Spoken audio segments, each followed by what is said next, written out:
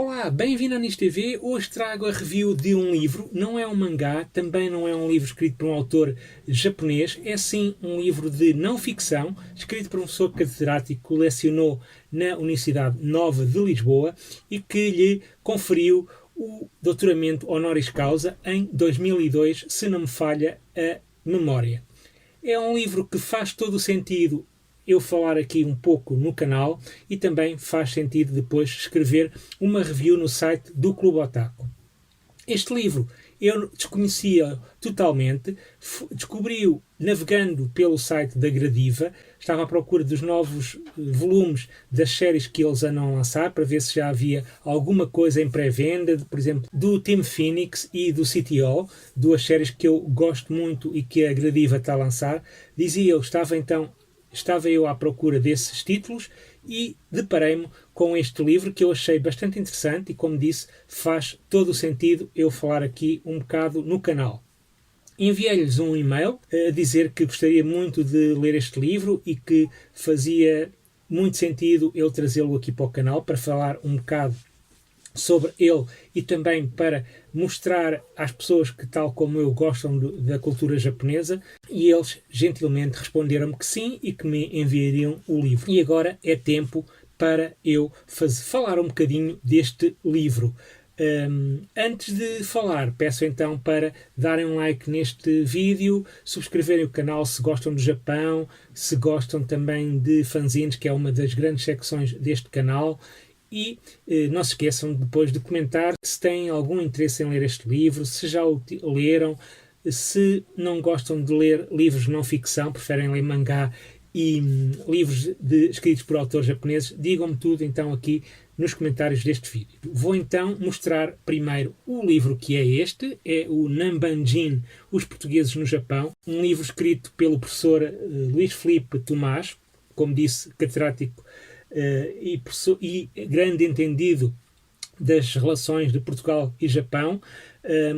E falando agora sobre o Nambanjin, este livro está dividido em dois capítulos, um bem maior do que o outro, e depois tem também todas aquelas partes que são comuns num trabalho académico, notas, bibliografia, glossários, etc, etc, etc. É um trabalho académico sobre os portugueses no Japão. Este livro, como disse, está dividido em dois capítulos, um maior do que o outro. O primeiro capítulo tem o título de Sagres a Tanegashima e que vai-nos contar toda a situação política e económica de Portugal na altura. Vai descrever também um pouco desta fase de pré-descobrimentos. Vai também falar de toda a política marítima de Portugal na altura e de todas aquelas fases dos descobrimentos até chegar-se ao Japão. Dobragem do Cabo da Boa Esperança, a fase das Índias, etc, etc. E depois então temos a segunda parte do livro, que tem como título Os Portugueses no Japão e que também dá nome ao subtítulo deste livro.